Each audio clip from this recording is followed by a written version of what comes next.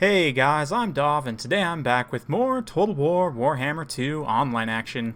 Today we're back with the Greenskins. They're going to be taking on Bretonnia. This is another viewer-submitted replay. It is, in fact, our beloved Pharaoh War, back from his journey in the desert. Unfortunately, he said he's playing on a crap PC, so he probably won't be casting any games for the time being. But for those of you interested, you can go check out his backlog of older content. I did upload YouTube videos in the past, and they're all still accessible, so definitely go check that out. Today, he's going to be leading the Greenskins against Pippington's Bretonnia, so we're definitely in for a great time. Warzag leading the way for the Green Tide here. Let's have a look. He's got Gaze of Mork, which I have been seeing quite a bit more magic missiles recently. I think they were maybe buffed in the last patch, maybe stealth buffed a little bit, but I have been seeing more of them, so we'll see that here. Brain Bursta, Fists of Gork, and the big old Foot of Gork as well, so pretty heavy loadout. He's got effigy to get, Wah, both the items, Warzag's Revenge, all that stuff going on. A Ragnarok Queen to back him up, and this is a great pick against Bretonnia. They generally struggle against large armored single entities, so I like that pick quite a bit. We've also got the Hammer of Gork, a mix of Orc Biggins, Black Orcs, more Orc Biggins. We've got some Goblin Meat Shields as well, the 8-peak Loonies as well, Unbreakable Night Gobbos, a couple of Spider Riders. We've got Force Goblin Spider Rider Archers, plus the AP Mangy Marauders. Goblin Wolf Riders also over there on the side. So right off the bat, you can see the Hammer of Gork opening up shots on the Foot Squires. We've got 3 of them backed up by 3 Spearmen at Arms, 3 Peasant Mobs as well, and 2 Field Trebuchets.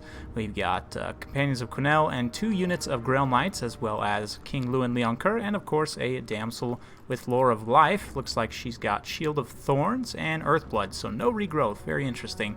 You can see the skirmish phase already getting underway here, and Luin actually taking some heat there. The Lion Shield probably already off cooldown, but the AP, especially from the Mangy Marauders, can do a lot of damage if they get a clean volley. Pippington doing a great job dodging some shots there, but of course the Grail Knights with their large footprint will find it a bit harder to dodge the shots. These Wolf Riders trying to get into the cookie jar a little bit, but the distraction does mean that this other unit of Wolf Riders is going to get in here and shut down this Trebuchet. So a great pick by Pharaoh War using those sneaky Night Goblins there. Or not even Night Goblins, these are just regular old Gobbos. But yeah, they're going to finish off this crew real quick, and that is going to force Pippington to go ahead and advance here. You can see the skirmish phase. The Wolf Riders managed to escape mostly unharmed there. Mangy Marauders and the Spider Rider Archers doing a great job just kind of kiting these Grail Knights out a little bit. Meanwhile, these Wolf Riders were able to get onto the second Trebuchet before Pippington was able to react with the Spearmen at Arms, so the protection just not quite there on point, and 1,400 points going to go out the window pretty quick for a very cheap 300-point Wolf Rider. Wolf Rider is one of the most cost-effective. You know, maybe I spoke too soon. Looks like that Field Trebuchet actually may stabilize, and the other one might come back from route. We'll see. Meanwhile, Bretonnians advancing all across the board. You can see the peasant line coming forward here. And yeah, Grail Knights and Companions of Quenelle going to be sweeping up and around the flank here. You can see the Spider moving out to block. It definitely has the AP. And these Goblins taking a quick charge there. And a bit of friendly fire from the Hammer of Gork, providing that nice blind effect. The Spider Rider is going to be thrown in here, sacrificed to tie down the Grail Knights. And it looks like Goblins following up as well. Effigy to get going to be used here. And are we going to see a big fat Foot of Gork? It looks like it. Oh man, this is going to be a thing of beauty. Ooh. Oh yeah. Oh yeah. Boom. Just absolutely stomps out those Grail Knights. Wah then popped as a follow-up all across the board here. The front lines engaging. You can see the Peasant Mob's definitely going to have a bad time here overall. Lots of Spider Riders piling into this fight here as well. The Ragnarok being buffed up, sort of Crone from King Luin, trying to keep the melee defense and armor down a little bit, but plenty of support, Overwatch fire from the Spider Rider Archers as well, and especially the Mangy Marauders going to be doing a great job here. These Grail Knights have taken a ton of damage between that Foot of Gork and just the death by 1,000 cuts here from all these Goblins and so on. Orc Biggins also piling in here with their anti-large and great weapon strength. Going to be able to do pretty well. That being said, I mean, these are Grail Knights. They're certainly not going to go down too easy. And Spider Rider Archers being routed off there. Spiderling Summons also trying to keep things bogged down a little bit here. But Luin going after the Ragnarok Queen, doing some very good damage. Meanwhile, the frontline engagement, unsurprisingly, going very much in favor of the Greenskins here. The Black Orcs just cutting through Foot Squires left and right here. Yeah, this Grail Relic probably wants to try and pull back a little bit there. But, ooh, a beautiful rear charge by the Wolf Riders there. Almost missed that. But should be able to rout off quite a few of these peasant units. And with the infantry fight cleaned up, the Cav is going to have a hard time finishing things off here. Lewin trying to go after Wurzag now, but with the Spider Ride on station, there's Spider Riders here as well. It's not going to be the easiest time, and it looks like maybe, yeah, we're going to get a little bit of a pitched engagement here. Grail Knights also following up, trying to support their king. Unfortunately, they really don't have the best AP values in the world. They have pretty good AP, but with the poison especially, down to 12 AP per hit, this Spider able to hold out relatively well here. I really feel like they should maybe give this guy charge defense, but it might make him a little bit OP. Hard to say. Anyway, the Hammer of Gork still online, used up most of its ammo despite the mobility for Bretonnia. These Grail Knights finally look like they're going to come back here and finish it off, which definitely a good play, but at this point the balance power definitely tipping in favor of the Greenskins. You can see Lewin still just not having the best time here trying to get at these high value targets. Has managed to do a lot of damage to the Arachnarok Queen, but it's still, you know, about a third HP left. Wurzag's relatively healthy, and the infantry is pretty much completely gone here. Meanwhile, we've got some rallied Wolf Riders over here trying to take down that Trebuchet once again, but it looks like those Spearmen at Arms will be able to hold the line there potentially. Some Foot Squires cleaning up some Goblins here as the Biggins kind of pound that Grail Relic. Actually, those are the 8-peak loonies there, but yeah, the Damsel comes in here, takes a ton of damage from Wurzag. Wurzag himself, not the best duelist. You definitely don't want him fighting Lewin one-on-one, but if he can, like if Lewin's trapped on the ground, you get a quick cheeky charge, maybe do a couple hits and then pull back and away before he has a chance to react. Can be pretty effective. Wurzag has decent AP, decent charge bonus, just his melee defense and armor is pretty lacking, but it looks like, ooh, magic missile going down and just blasting that Damsel, doing some really good damage there. She's going to drop an Earthblood here on the Grail Knights and herself. Very nicely done right before the end, but that's going to be called, responded to rather, by another just beautiful Foot of Gork, wrecking those Grail Knights in the late game there, and that is going to put a severe dent in the balance of power. You can see those Grail Knights are pretty much finished off, the companions there as well. Pretty much Lewin, the only thing holding the Bretonnians together at this point. There are a few tattered infantry scattered around the field, and the Spearmen at Arms have managed to protect the Field Trebuchet, but at this point it's going to be tough to really get that much value from the Field Trebuchet. Bretonnian player really needs to just grab everything and try and rally back to it, kite out a little bit, because the Hammer of Gork, actually Hammer of Gork's still online as well, so if you could go finish this thing off, then you could kite back to the Trebuchet, just try and get some really good value, you know, pound out these Black Orcs, maybe the Biggins, some of the other high value units there, try and isolate the bigger targets. But at this point, Lewin getting really aggressive, trying to finish off the Arachnarok Queen here. Again, this is a bit risky just because the Arachnarok Queen, such a tanky beast here, 150 armor, just pretty decent melee defense, not amazing, but 41's not bad certainly, 76 attack with just decent weapon strength and poison, not huge weapon strength, but a lot of AP at 280. Decent monster overall. The Arachnarok Spider, you know, it's not one of the best monsters in the game, I would say, but for its role, it certainly fulfills this role well, and especially against the faction which struggles generally against large single entity targets like Bretonnia does to a degree. I definitely think it's a great pick in this matchup, especially the Regiment of Renown with that Spiderling summon, just such a powerful control tool, and being able to have those Spiderlings to poison and just bog down Cav, you know, single out unit models so that they get dragged down by, you know, more goblins and everything else.